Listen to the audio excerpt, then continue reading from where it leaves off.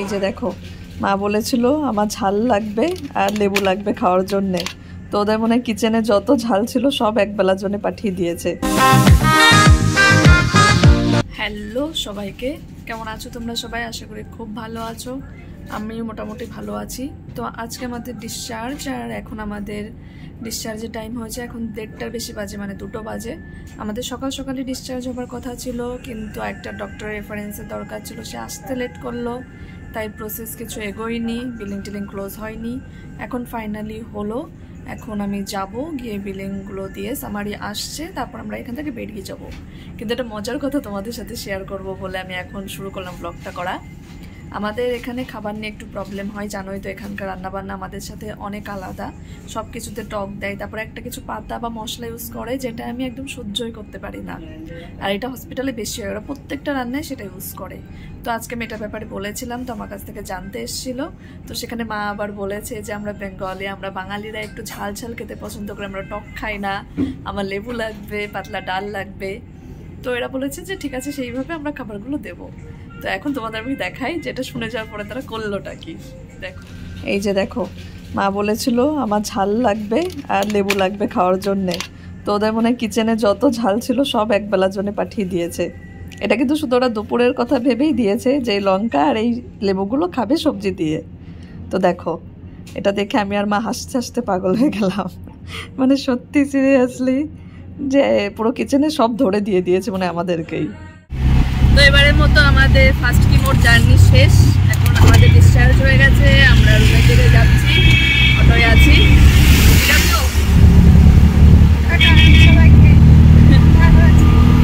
এখন অবধি তো সব কিছু ঠিক আছে, দেখা যাক। তো যাই, আবার 10 দিন পরে আসতে হবে। হ্যালো সবাইকে, কেমন আছো তোমরা সবাই? আশা করি তোমরা সবাই অনেক ভালো আছো, আমিও ভালো আছি আলহামদুলিল্লাহ। এখন তো রোজার মাস, রোজার মাসে তো আর ইফতার ছাড়া কোনো প্রোগ্রাম নাই। তো আমাদের ওই দিনও গেলাম রিলেটিভের বাড়িতে ইফতার, তার জন্য রোজার মাসে তো আর এই সময় পড়া হয় না। সকাল সকালে আমরা পড়ে নেই, সেহরি করে, তারপরে সারাদিন আরামসে থাকা যায়। ইফতারের 2টার পরে তো আর কিছু পড়াই হয় না।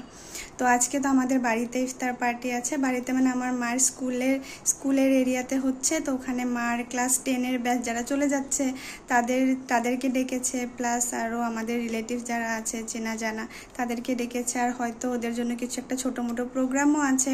আর আমার মা সবার জন্য কিছু একটা নিজের হাতে বানাতে চায়, মনে হয় আমার মা নিজেই রান্না করছে। আমি তো যাই নাই, আমি তো পড়াশোনা করছিলাম, এখন যাই দেখি আমার মা কি রান্না করছে, কি আয়োজন হয়েছে, আমি তো কিছু জানি না। চলো তোমরাও চলো আমার সাথে দেখো। আর এই যে এইদিকে আন্টি ধরে নিয়েছে খুন্তি কড়াই, এত বড় একটা কড়াইতে এখন নিজেই রান্না করবে নিজের বাচ্চাদের জন্যে। তো এখানে ঝটপট আয়োজন শুরু হয়ে গেছে, রান্না বান্না শুরু হয়ে গেছে।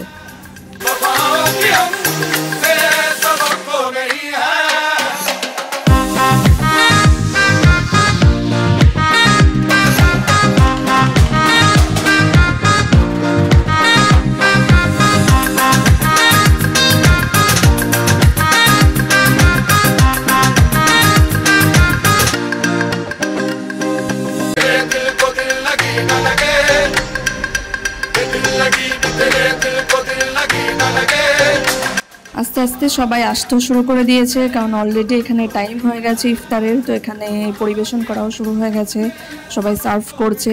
আর এই পুরো জিনিসটা ওদের স্কুলে হচ্ছে, কারণ এত লোকের আয়োজন, তো স্কুলটাই সব থেকে ভালো জায়গা, তো স্কুলে হচ্ছে।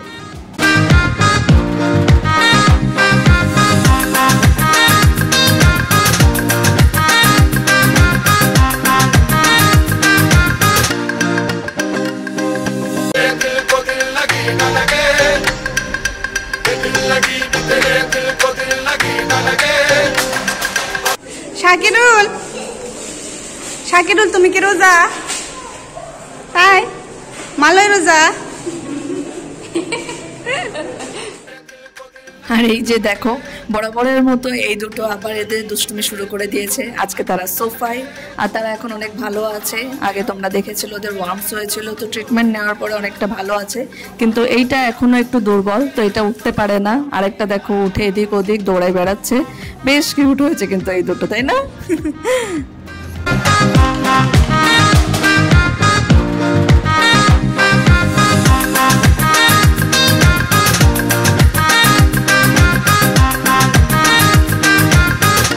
তো ইফতার শেষ করে আলিয়া বেরোচ্ছে একটু বাজারে, তারপরে একটু ডিনারে যাবে মেরিনার সাথে। তো সেখানেই চলে যাচ্ছে। তোমাদের সাথে কিছু রেস্টুরেন্টের ক্লিপসও শেয়ার করেছে, তো তোমরা দেখে নাও আমাকে ছাড়াও কিভাবে ঘুরে ঘুরে রেস্টুরেন্টে খাচ্ছে।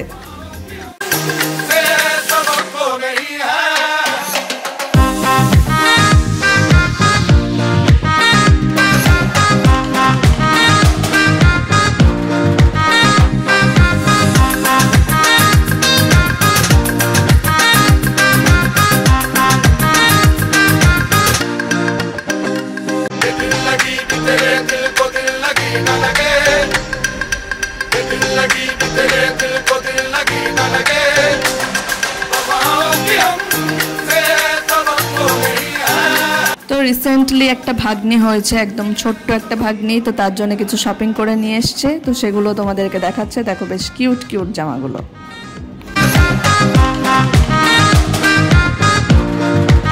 তো যখনই পড়তে বসে এই তিনজন গিয়ে হাজির হয়ে যায় বরাবরের মতো। এবারও তিনজন গিয়ে হাজির হয়ে গেছে। তো এদের সাথে বেশ টাইমটাও এনজয় করে। তো এখন সবকিছু বাদ দিয়ে ওদের সাথে খেলায় ব্যস্ত আর কি।